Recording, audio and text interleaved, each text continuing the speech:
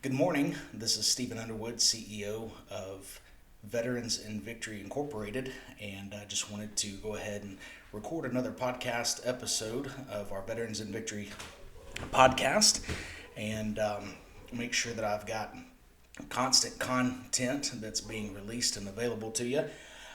Today, I do want to talk about something a little off topic, but I do believe is very important, especially when working with veterans that may be seeking employment, helping employers to be able to understand some of the issues that veterans face, but also sort of the mindset of employers when working with veterans and veterans working with employers. It's no secret that the military life is much different than the civilian world, and there is an adjustment period that very few really understand. And it can be quite challenging for veterans coming out of the military, or even if they've been out for a while, just because they're so accustomed to things being done a certain way, having a routine, having a certain standard that is not only set but in many ways exceeded, because they strive for constant perfection. Now, that's not to say that that's in every case or scenario, but overall, the military is very uniform in its approach to leadership. And so, one of the challenges that veterans often face in the civilian workforce is the fact that there are, quite honestly, there's a lot of double standards. And so, today we're going to talk about some different leadership principles concerning the secular workforce, concerning the civilian workforce, and how that applies to veterans, military veterans. As I've shared before, for the last decade, I've essentially been my own boss, working in foreign missions across the world. And I was responsible for not only raising the financial support, but also maintaining that and utilizing those funds that were available at my discretion for various projects. And so I was essentially a small business owner for the last 10 years. And we did have a board that helped to navigate the financial aspect of it, and other what would be the word that I'm looking for, logistical type of structures that we could go to them for guidance and for help. But overall, when we were on the foreign field in a foreign country, I set my own hours, I set my own work schedule, and we set our own budget. And so it was quite a bit of a change coming back to the United States in January, and then all of a sudden jumping into the regular work grind, if you will. And one of the things that's very challenging for going from that aspect to now working for the man, and even with military veterans coming out of the service, is that we have for so long been doing something that not only provided for our families and provided a structured salary, but it was also something that was very fulfilling. And it's no secret that the civilian workforce, oftentimes we find ourselves lacking that fulfillment. And when you start doing something that is just there to pay the bills, of course there's different seasons in life that we go through, but when we're just doing something that's to pay the bills so that we can put food on the table for our family, sometimes, not always, but sometimes it lacks that personal fulfillment. For example, at the end of the day, when I lay my head on my pillow, I personally want to know that what I did mattered in the long run, that it wasn't simply just making a dollar and calling it a day. I want the relationships that I established and cultivated. I want the impact and influence that I was able to have rewards and return on investment. And so that's very important to those that have served in the military, and those that even have served in different ministry aspects or nonprofit sectors. And so because we are a nonprofit, that's what I'm going to speak to currently, is just some of those fulfilling attributes that we look for in our day-to-day lives. And so it's very difficult sometimes when we're in the civilian workforce, we're in the grind, and we're doing a job that we're not 100% sure that that's what we want to do for the rest of our life, because it doesn't have that same fulfillment that we found, whether it was in the military or any other sector that we previously served in. And so that can be a challenge at times. We often battle the thoughts, at the end of the day, at the end of my life, what does all of this matter? And some things that in leadership that help folks like myself to be able to stay focused and not dwell on those thoughts is simply having a listening ear, hearing our passions, hearing our concerns, and not brushing them off to appease us so that we get back to making the company money. Now, we understand that that's the overall goal of every company in existence, is to make money.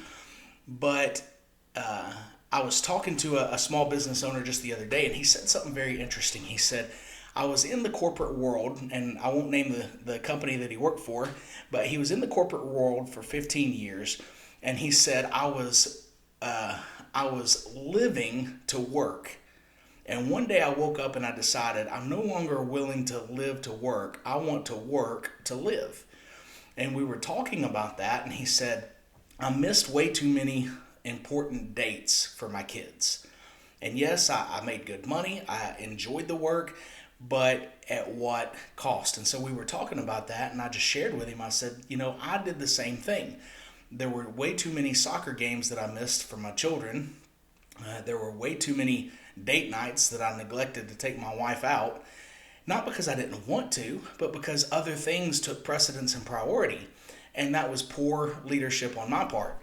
And so we oftentimes find ourselves at a crossroads, at a path of decision that where we have to decide, okay, is what I'm doing currently, is it worth risking the relationships that I have? Is it worth risking the relationship that I have with my children? Is it worth risking the relationships that I have with my spouse and friends and all of that? And to be honest with you, as I said in a previous episode, a friend of mine shared with me, he said, people over things always. Well, I believe that applies here. The people in our life that we've had an opportunity to come in contact with, those that are our family, our friends, they matter and should be prioritized over making a dollar. I'm not saying that we don't work and provide for our families, we don't pay our bills, we don't try to provide a level of living standard that they can appreciate and enjoy. However, those relationships, our children are going to remember the games that we were there much more than the things that we were able to buy for them. I remember it was just a few years ago that we had an opportunity to go to Cocoa, Florida, and there's an Air Force base down there. And so we went to the Air Force Base beach, and it was very private. There were only a few other Air Force military families that were out there, and we spent all day at the beach. It wasn't extremely crowded, so that was helpful for me, but the boys just enjoyed being able to play at the beach, and they still talk about when we went to Cocoa Beach, Florida, and spent the day there at the beach. Now, we've gone to other beach trips and vacations and things like that before, but there was something special about that one because we were already going to that area to present our work and try to raise financial support. I was there for business, but I took time away from that to devote to them so that they knew that they were important as well. And they still talk about that. And so that had a whole lot more bearing in their lives and in their memory even today than what I could have done if I hadn't, as far as raising more support or raising more funds or for special projects and things like that. It meant more to them that I took that time and devoted it to them than if I'd spent it elsewhere. And so in leadership, especially when we're talking about the secular workforce, we have to understand that our employees, those that we've employed to work, one, they want to do a good job.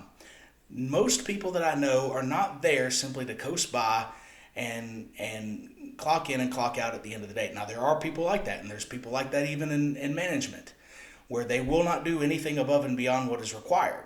However, most people, especially from the veteran community, we not only set the standard, but we want to exceed that standard. And so we are willing to go above and beyond what is asked in order to meet that. And because at the end of the day, we're searching for that fulfillment. And so one of the things that you can do as an employer to help with that is simply take a step back, not be so hands-on or what we call micromanage, which, by the way, micromanagement is not, and I read this the other day, is not a form of hard work. It's really a lack of trust. The reality is that you've hired this person based on his experience and his resume, what he's done and accomplished in the past. You've hired him for a position that you need someone in. So if you believe that you can do it better, why are you wasting his time and why are you wasting your time putting somebody else in that position? If you can't give a level of trust to that person, then let's just go ahead and call it a day and be in part ways, and you go your way, I'll go my way, and don't waste each other's time. But if you're going to put me in a position, if you're going to hire me for a position that you believe that I can excel at, then first of all, be there to give me the resources I need to excel. But secondly, take your hands off and allow me to stretch and go further. When we begin to micromanage, when we begin to put our employees under a microscope and second guess every decision that they make, here's what happens. It creates a culture of distrust and hesitation. Now, we're taught and trained you cannot hesitate. If you hesitate, it means your life. Well, we carry that over into every other aspect of life. So we don't want to feel like we have to hesitate for fear of being ridiculed or rebuked or punished. And so when you micromanage, you already set the tone of any little mishap, then I'm going to be written up, or I'm going to be punished, or I'm going to receive negative feedback.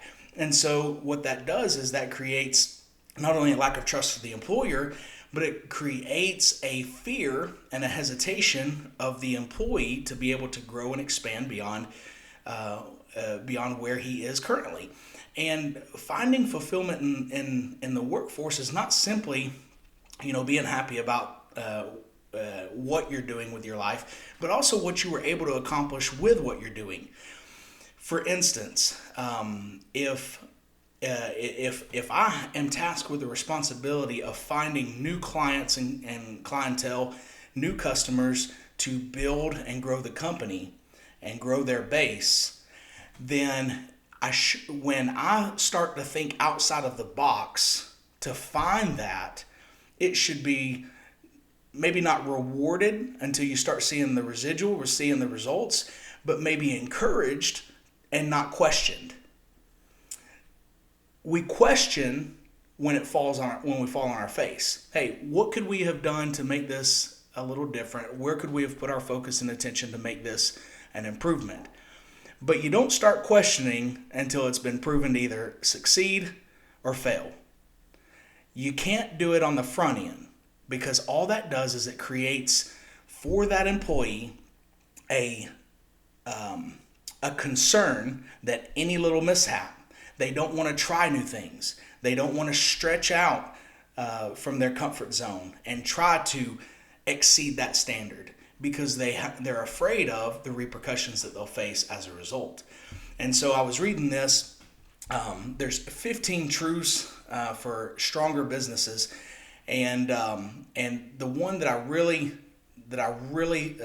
stuck out to me was that micromanagement does not mean hard work. It means that you're taking away your employees' freedom. And so we do not want to do that. We want our employees to have the freedom to go above and beyond what they're capable of so that they can grow and mature in the position.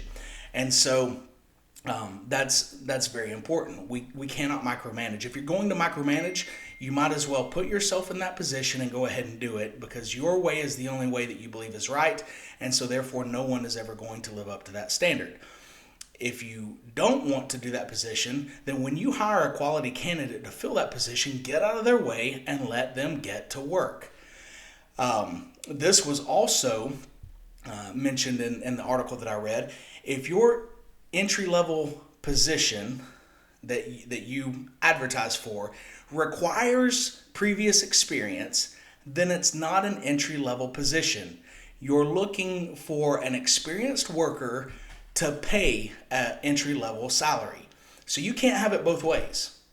Either you want to hire somebody that has experience and pay them what they're worth, or you need to say, this is an entry-level position, and we're going to teach and train you along the way and give you the opportunity to grow and expand. But you cannot have an experienced worker and then pay them an entry-level salary. People deserve what they're worth. There's a very good book, and it's full of practical truths. And in one part, it says that a workman is worthy of his hire. Now, just to be clear, that is the Bible. The Bible speaks to the relationship between an employer and employee quite frequently. A workman is worthy of his hire. And so if you have a quality employee, give him what he's owed. Give him what he's due. Because the dividends for you and your company are going to far outweigh what you have to pay for a salary. You're going to get more out of a quality employee than what you would if you paid an entry-level salary. So take that into consideration when you start trying to look for somebody at an entry-level position, but you require that experience, or you hire somebody with experience but want to pay them an entry-level salary. Here was another thought. If the actions of a manager do not align with the company's values, employee trust will be destroyed and never recovered. So here's what that looks like. If you have management that is consistently late, that has expectations of their employees that they don't have for themselves, that has double standards that they will live by, then they lose all respect of their employees, and it will not be recovered. We don't respect the position as much as we respect the person. So when you have managers in positions of authority, then they not only need to live up to the standards set forth in the policies of the company, but they should also exceed them. It's called leading by example. And if you have a subordinate that is always the one that's volunteering to go the extra mile, that's there at extra events, that's there at extra willing to do and accomplish extra tasks, and management is always looking for an excuse to get out of that, then eventually that's going to wear on the employee that's striving to do better, and there's going to be a loss of respect and trust there. So trust is a two-way street. Now, I live by the motto, and I learned this from a mentor, we work from a position of trust and not for it. And that's often come back to bite me on many occasions, and I've paid the price dearly for it, but I refuse to live any other way because of the peace of mind that it brings me. But I'm going to say that again, we work from a position of trust and not for it. And what that means is you already have my trust until you've proven contrary. I'm going to trust that you will do what you say that you will do, and that you will accomplish what you say that you will accomplish until you give me a reason not to. And that's just how I choose to live life in general. I know there's a lot of people and they say, well, I'm a skeptic. Well, I believe that skepticism is good to an extent, but it also has the ability and likelihood to damage what could be very good relationships. When we are not willing to trust those that we've put in positions to be able to perform the tasks that we've hired them to perform, then because of our skepticism, we've already handicapped them. They're having to work from a deficit as opposed to a positive. And so if we hire somebody, we must approach them as giving them a certain level of trust and saying, look, you take this and you run with it as long and far as you possibly can, and I'm going to be here to support you every step of the way until you give me a reason to where I cannot any longer trust you. At that point, we have a whole other conversation. It may be remedial training. It may be a little bit more hands-on. It may be dismissal or termination. However, we have to be able to willingly give a certain level of trust and allow people to stretch out of their comfort zone and excel on their own. I don't know too many people that when you have an honest conversation with them that don't want to better their circumstances. Yes, people like that exist, but they're the exception, they're not the rule. And so we can't build an entire work culture around the exception when the rule is that most people want to better their current circumstances.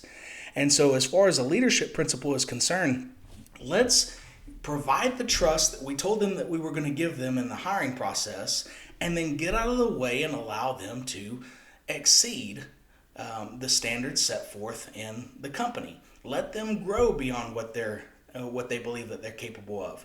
I found this to be true. If somebody believes more in me than what I even believe in myself, I will want to live up to that. And I will attempt things that I never would have attempted before. And so when we provide that level of trust and we don't have a double standard within our management team, we don't allow things to slide for one person versus another person, then we create that trust atmosphere in the workplace, and we're going to see the dividends pay out very well. Here was something, if you take care of your team will take care of your clients and customers in return. Now, I find this to be very true. When I feel like I'm valued and I'm cared about, that overflows into every other aspect of the workforce. That means that I look out in turn for the company. My loyalty is to the company and to the people that are caring for me. I've said this before, nobody cares how much you know until they know how much you care. And I believe that that is evident in the way that we treat our employees, the way that we treat those that are subordinate to us. And that bleeds over into how we care for those people that help our business to grow and to succeed. And so if you want somebody that, let's say, a customer service or customer relations person on your team, their attitude and how they treat and work with your customer base is going to be a reflection of how they are treated as an employee. So if you really want the best customer service possible out of your employees, that means that you as an employer have to treat your employees with care and respect. There is no way around it. If they feel like they are mistreated or undervalued, underappreciated, then that attitude is going to transfer over to your customer base, and in the long run, you're going to lose business. If it's all about making money, if it's all about growing the business, you cannot afford to lose that customer base. So the best thing that you can do is make sure that your employees are cared for and that they feel appreciated and valued, because that will bleed over and that will carry over to how they represent your company with your client base. Last thing concerning this, and we will move on to beginning recording the next podcast, but here was the last thing that I thought was very interesting. The fastest way to kill your company culture is to allow toxic behavior to be tolerated or even rewarded. And really that rises and falls on leadership. If leadership is not willing to make corrective actions on toxic behavior, such as complaining or tardiness or just apathy in the workplace, then it will kill the culture of the company. It's very easy to be excited and want to go to work on Monday morning after a weekend when you know that you're walking into a place that is going to reward your efforts. But the moment that people drag in, or they're late, or they just don't care, it's just a job, that is a contagious disease. Just like fear is a contagious disease. Have you ever been in a situation where one person is terribly afraid, and then it starts to bleed over into everyone else in that situation, and before you know it, everybody is afraid of their own shadow? Well, fear is contagious, and so is toxic behavior. If you have an apathetic employee, or even an apathetic manager for that matter, it must be dealt with immediately, or it's going to affect everyone in and around the company. And so I say that to say If your goal is to grow your business, if your goal is to hire quality employees, then it doesn't matter who has tenure. It doesn't matter who's been there the longest. What matters is who is going to bring the best attitude to the table and provide the opportunities that your employees need to grow and stretch. Um, the reality is that at the end of the day, we all want to succeed. I don't think any of us set out saying, you know what, today I think I'm going to fail and fall flat on my face. We all want to succeed. But our attitudes and those that we reward and those that we elevate are going to often determine what level of success that we reach. Tenure, longevity, that's all good and well. And I've heard quite a bit people say, well, so-and-so's been here for 30 years. He's been faithful. Well, somebody might look at that and say, he's been in the same position for 30 years. He's not gone anywhere else. He's not grown within the company. His customer base is still the same. He's still working with the same people that he's always worked with. Or he's had a rotating customer base that some eventually leave and then other new ones come in, but it's always the same number of clients. Somebody might look at that and say, that's not faithfulness, that's stagnation. And mosquitoes dwell in stagnant waters. So just because somebody's been there longer than the rest of them doesn't mean that they're doing a good job. It just means that they're comfortable where they are. And if we want to succeed and go beyond our limits, we cannot live in a comfort zone. We cannot live where everything is always the same and we're never challenged. However long you've been in a certain position or a certain place isn't always telling of your success. It could just mean that you've become very comfortable and you really don't care about trying to go to the next level.